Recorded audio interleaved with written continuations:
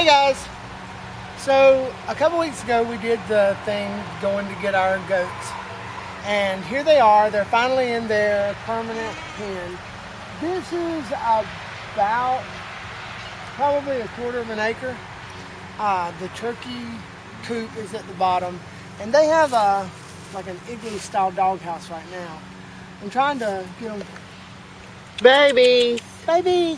Look, look. Look, I got your treat. Oh. These are the Demore. I think they're Demore horse things. Look, baby. Look. Look. Come on. They're kind of scared. We've traumatized them a little bit This was today. the old fence that they're in, so they are really, they have a lot more room than this. Well. Look. Yeah. Yeah, they're great hers up. She's just really finicky. And that one there, Yeah. Gloria Jean there, her new nickname is Fats because she eats everything in sight. That's the, But we wanted to show you guys what we have now. We have a 25-mile fence. We have 3. There's one on the top, and I'm sure that we couldn't get close enough for you to see it. It just doesn't show up good on camera. But the top one, I had Lamanches down here before. So it's a really, really tall. So, and then we had to add one about 6 or 7 inches from the ground because that seemed to be where they were putting their nose. And they've got popped a few times, and it kind of sucks. It's kind of funny, but it's not really. I shouldn't laugh. it makes me sad. It feels like I'm hurting my babies. But It hurts his babies. it hurts my feelings. He grabbed it to test it. I'll grab it for y'all if y'all want to see it. I like it. Steve's afraid of it. I'm not afraid of it. I just don't like getting hurt. It doesn't hurt. I'll Okay. We figured out what was wrong with the fence, why it wasn't shocking me. I changed shoes. And there was a leaf on it somewhere. But we're just gonna let the goats sit in there for right now, so they're not stressed out or following us around and stuff. But we're getting ready to show y'all how to do something else, which you'll have to wait for that vlog. What are we gonna be doing, Steve, in that one? So my friend Diane showed me how to do this. So Diane, if you are watching, thank you. I had never known that you could root anything from an actual stem just sticking it in dirt.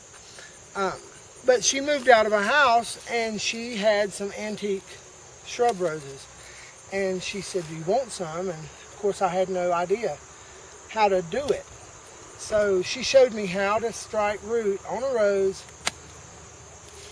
using soil because they rot in water. So right now, really what I'm doing, and I don't know if you can really get in on these leaves.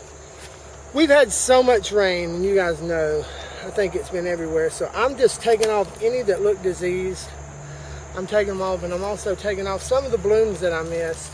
I'm taking off and trying to also clean out the center, because one of the problems that people have with roses is that they get this black spot on the insides, and that's just because the insides get really compacted. So I try to keep the inside cleaned out, and I've already done the inside of this one fairly well, but you can see the leaves, and I'll rake all these leaves away from it, and you'll see that I'm just kind of throwing them back behind me because I don't want to use those on the compost pile because that black spot will spread to other things. So I'm going to rake all of these leaves up and put them on the burn pile and just get them completely gone. But I'll finish all that in a little while. I wanted to show you guys how, and I think that there's a few really, really good stems over here that will, see, I can't use that one because it's got bad leaves on it. And I think actually that may have been from beetles, Japanese beetles. But I have some really good young stems here that are coming off. So I'm going to go ahead and clip those And I'm going to do 4 off of this bush. And I just want to find really young, tender. If you can see right here, these big woody branches would not do well. So I'm just trying to find young, Healthy looking. yeah, young, healthy looking branches. And then I'm going to cut off. And you also want a really good sharp pair of hand trimmers too. I got these today. These are Coronas, I guess they were. They're kind of expensive, but they are so great. They're really sharp and they've got a good blade on them. I guess the only thing I don't really like is that you can't change out those blades. But they look durable enough that you can sharpen them. Yeah, I'm just not all that great at sharpening things. I usually just end up jacking up the blade. So I want to do one more.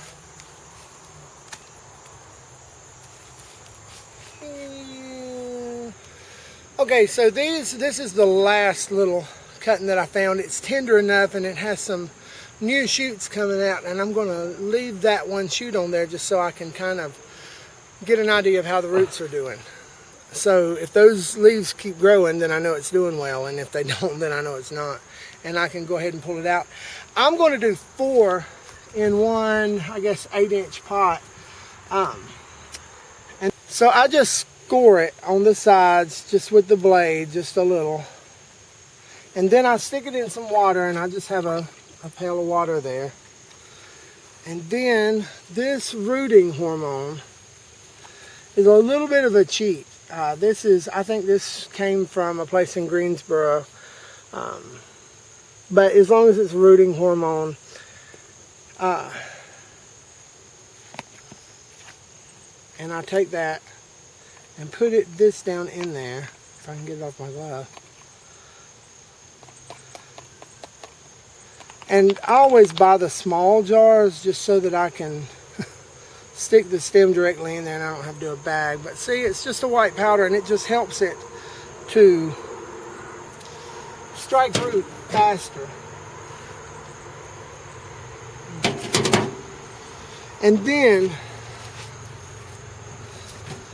I just take my finger and I make a real wide hole so that it doesn't scrape off the rooting hormone. And I plant it down in there, and then I press all around to make sure. And I just keep doing that with all 4. And like I said, I'm doing them in the same pot. And if they strike root, then I'm gonna, I'll repot them. But I want you to see this because we don't want to leave stuff like that on it. You see this little damaged area here? It's already healed itself, but that's going to be really tough. So I'm going to snip that, score it around a little, and I'm going to cut off these leaves because they do have a little bit of mold on them. And I'm just going to leave these top leaves, and actually I'm going to cut that big one off too. But you can see there's a little bit of leaf there just to...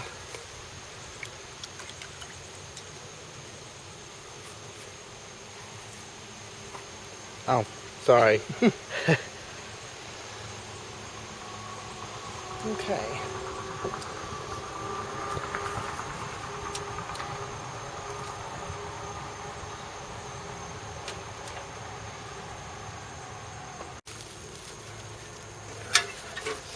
All right, so we have our cuttings planted, and like I said, I planted 4 just to see if one or all of them strike root. If they all strike root, I'm going to repot them in a couple weeks. But I water these in really well, and I use a waterer so that it doesn't move the dirt around too much. And I just want to water them in really well because this is the only water they're going to get for a while. Because I have my trusty Walmart bag. And this is one of the semi-clear, so I think that it'll let in enough light and not too much light. But I just go all the way around it. And I've heard some people say that they put sticks in it so that it doesn't touch. It doesn't bother me that bad if it touches, so I don't do that. And I've had pretty good luck with it. And I'm going to tie this in a knot now, and that's going to act like a greenhouse. So that's how I root new cuttings off my rose bush. So let me know how you do it, and subscribe and give us a thumbs up. Thanks. Bye. Bye. Peace.